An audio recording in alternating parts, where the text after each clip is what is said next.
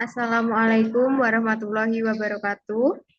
Sebelumnya kami dari kelompok 10 ingin mempresentasikan tentang peran fisioterapi dalam kasus intermittent claudication. Next.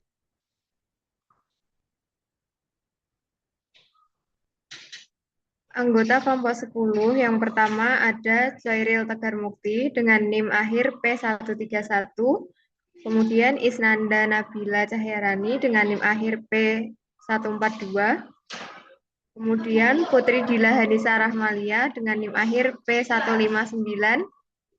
Yang terakhir ada Salsabila Islahunisa dengan NIM akhir P165. Next.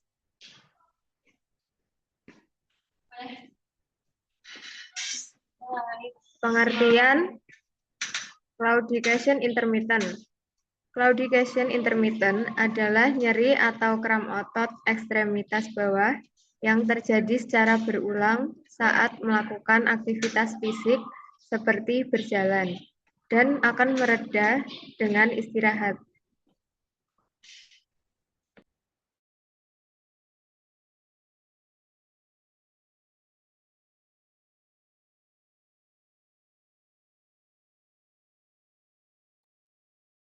Untuk selanjutnya yaitu patofisiologi dari penyakit ini. Tahap awalnya terjadi disfungsi endotel dan plak.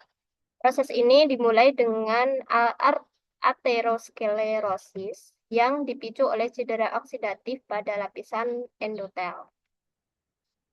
Eh, Kerusakan ini yang menyebabkan disfungsi endotel yang memudahkan kolesterol LDL itu teroksidasi dan masuk ke dinding arteri.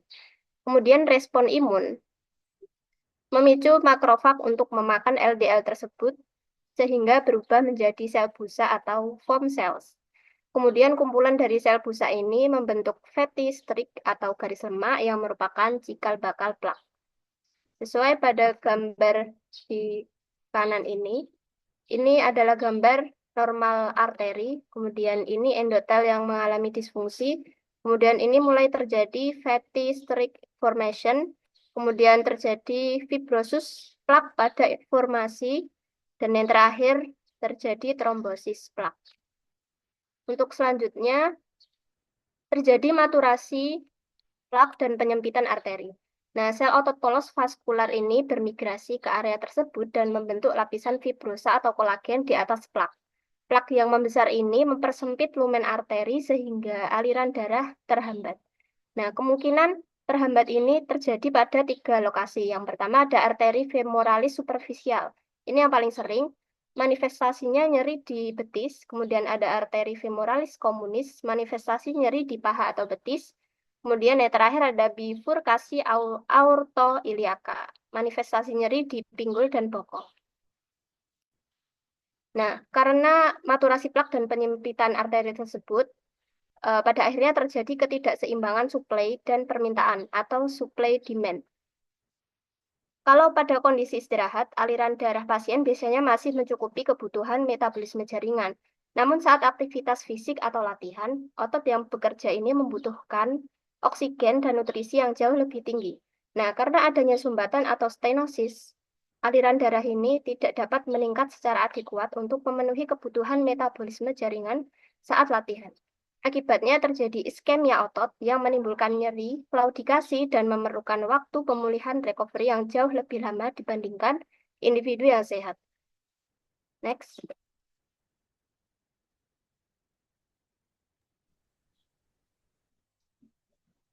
Selanjutnya, faktor resiko.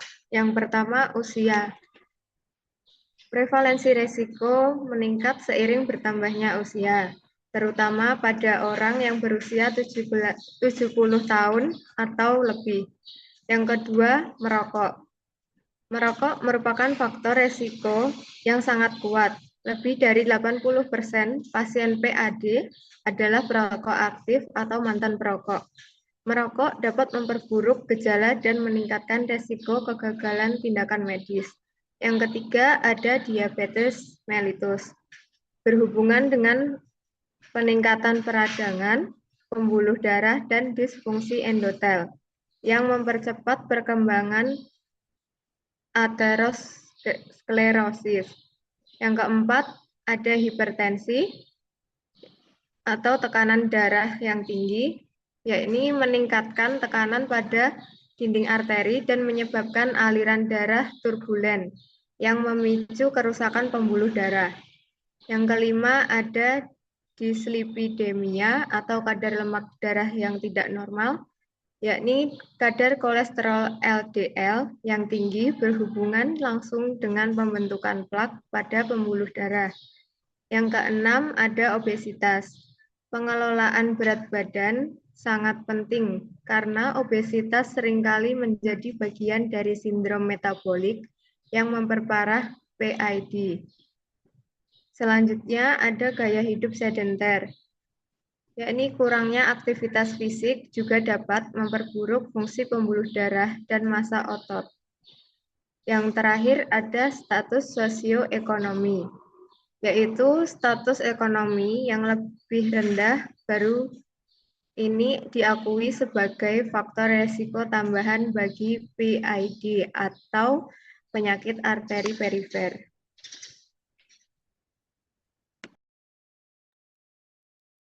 Untuk selanjutnya, yaitu tanda dan gejala dari claudicatio. Seperti pada pengertiannya, claudicatio ini menimbulkan gejala nyeri atau kram otot di area tubuh yang sering digerakkan seperti betis, paha, kaki, pinggul, atau bokong. Rasa nyeri tersebut akan timbul dan memburuk saat beraktivitas dan mereda ketika beristirahat.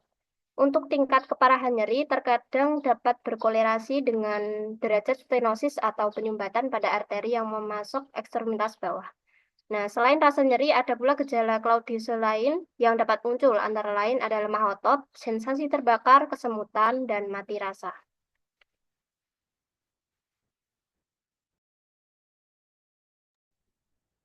Lalu di sini ada diagnosa. Yang pertama adalah anamnesis atau keluhan. Timbulnya rasa nyeri saat berjalan terutama di betis. Yang kedua rasa kram, pegal, dan berat. Yang ketiga munculnya saat aktivitas, hilang saat istirahat. Lalu keempat ada jarak tertentu sebelum nyeri muncul atau disebut claudication distance. Dan yang terakhir adalah riwayat faktor resiko seperti merokok, diabetes, dan hipertensi. Lalu kita melakukan pemeriksaan fisik seperti nadi perifer lemah atau tidak teraba. Yang kedua yaitu kulit dingin dan pucat. Yang ketiga yaitu penurunan rambut pada kaki. Yang keempat perubahan kulit atau kuku. Yang terakhir pada kasus berat seperti luka atau ukus. Kita bisa mengukurnya menggunakan ankle brachial index atau ABI. Membandingkan tekanan darah pergelangan kaki dan lengan. Nah, nilai ABI 1 sampai 1,40 yaitu diinterpretasikan normal. 0,91 sampai 0,99 diinterpretasikan borderline. Kurang dari 0,90 menunjukkan PAD.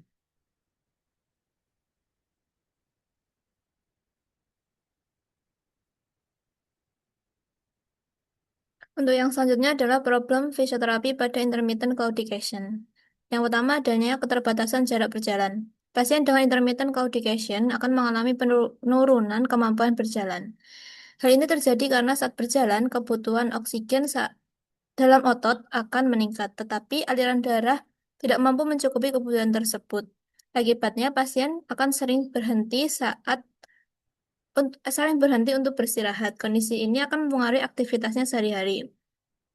Yang kedua adalah nyeri saat aktivitas. Nyeri merupakan keluhan utama yang muncul saat aktivitas fisik, terutama berjalan. Nyeri ini akan dirasakan seperti kram, pegal, atau rasa berat pada otot tungkai, yang disebabkan oleh iskemia atau kondisi ketika suplai oksigen ke otot tidak mencukupi akibat aliran darah terbatas. Yang selanjutnya adalah disfungsi otot rangka. Iskemia yang terjadi secara berulang akan menyebabkan perubahan pada struktur dan fungsi otot. Terjadinya penurunan massa otot atau atrofi, peningkatan jaringan lemak di dalam otot, serta gangguan fungsi mitokondria. Mitokondria yang tidak berfungsi optimal akan menyebabkan produksi energi atau ATP menurun, sehingga otot menjadi cepat lelah dan tidak mampu bekerja secara efisien. Yang keempat adalah penurunan kualitas hidup. Selain keterbatasan berjalan dan kemampuan fisik secara keseluruhan juga menurun, itu akan menyebabkan kualitas hidup pasien akan menjadi turun juga. sehingga pasien kurang mandiri dalam melakukan aktivitas sehari-hari dan mengalami partisipasi secara sosial. Yang selanjutnya adalah resiko komplikasi kardiovaskuler. Pasien dengan intermittent claudication ini merupakan bagian dari peripheral artery disease dan masih bagian juga dari arteriosklerosis sistemik, sehingga tidak hanya terjadi pada pembuluh darah di tungkai, tetapi juga terjadi pada pembuluh darah di organ lain seperti jantung dan otak. Akibatnya, pasien dengan intermittent claudication ini beresiko untuk terjadi serangan jantung dan stroke. Next. Yang selanjutnya adalah tujuan fisioterapi. Tujuan fisioterapi dibagi menjadi dua, yaitu tujuan jangka pendek dan tujuan jangka panjang. Untuk tujuan jangka pendeknya, yang pertama adalah meningkatkan jarak jalan tanpa nyeri. Tujuan ini dilakukan agar pasien mampu berjalan lebih jauh sebelum muncul nyeri, sehingga aktivitas sehari-hari dapat seperti berjalan, bekerja, ataupun aktivitas rumah tangga dapat dilakukan lebih nyaman tanpa sering terganggu rasa sakit. Yang kedua adalah mengurangi nyeri saat beraktivitas. Tujuan ini dilakukan untuk menurunkan intensitas nyeri yang muncul saat berjalan atau aktivitas. Dengan berkurangnya nyeri, pasien akan menjadi lebih percaya diri untuk bergerak dan tidak lagi menghindari aktivitas. Yang selanjutnya adalah edukasi faktor resiko. Tujuan ini agar pasien memahami faktor-faktor apa yang memperburuk kondisinya, seperti merokok, diabetes, hipertensi, dan kurang aktivitas fisik. Pemahaman yang baik pada pasien akan menjadi kunci bahwa akan mendukung proses terapi dan memperlambat progres penyakitnya. Untuk tujuan jangka panjangnya, yang pertama adalah meningkatkan kapasitas jalan maksimal. Tujuan ini dicapai agar pasien mampu berjalan lebih jauh dan lebih lama secara keseluruhan, sehingga dapat kembali melakukan aktivitas sehari-hari secara mandiri dan tanpa adanya keterbatasan yang berarti. Yang satunya adalah memperbaiki fungsi otot dan metabolisme. Tujuan ini untuk meningkatkan kemampuan otot dalam bekerja secara lebih optimal, sehingga tidak cepat lelah dan lebih efisien dalam menggunakan energi selama beraktivitas. Yang selanjutnya adalah meningkatkan kualitas hidup. Tujuan ini dicapai agar pasien dapat kembali aktif, mandiri, dan tidak terlalu dibatasi oleh nyeri, sehingga kualitas hidupnya akan menjadi lebih meningkat. Yang keempat adalah mencegah komplikasi. Tujuan ini digunakan untuk menurunkan risiko komplikasi serius seperti penyakit jantung, stroke, maupun amputasi, sehingga kesehatan pasien dapat terjaga dalam jangka waktu yang panjang. Next.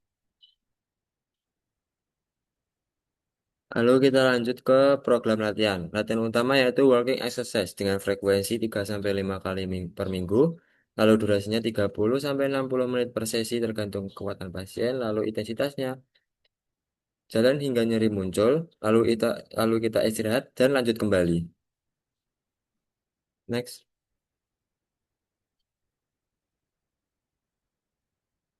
Lalu protokol latihannya yaitu pemanasan 5-10 menit, yaitu bisa jalan ringan dan stretching. Lalu kita lanjut ke latihan inti, jalan sampai nyeri muncul, istirahat sampai nyerinya hilang, ulangi selama 30-60 menit. Lalu pendinginan 5-10 menit, yaitu jalan santai dan peregangan. Kita juga bisa menambah dengan latihan resistance training 2-3 kali per minggu untuk otot quadriceps, hamstring, dan gastroc. Untuk contoh latihannya seperti squat ringan, heel raise, dan leg press. Next. Lalu untuk latihan alternatif, jika pasien tidak mampu berjalan, kita bisa menggunakan sepeda statis untuk anggota gerak bawah. Lalu untuk anggota gerak atas, kita bisa menggunakan up ergometer. Nah, selama progresi latihan, jika selama melakukan latihan pasien membaik, tingkatkan durasi berjalan, kecepatan, dan toleransi nyeri. Lalu berikan edukasi kepada pasien seperti berhenti merokok, pain management, food care, dan kepatuhan latihan. Serta monitoring jarak jalan, nyeri, tanda vital, dan kita bisa menggunakan alat ukur ankle brachial index atau ABI. Untuk dari PPT kita mendapatkan sumber-sumber dari yang di bawah ini. Next.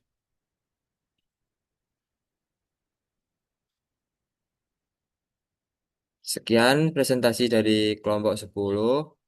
Terima kasih. Wassalamualaikum warahmatullahi wabarakatuh.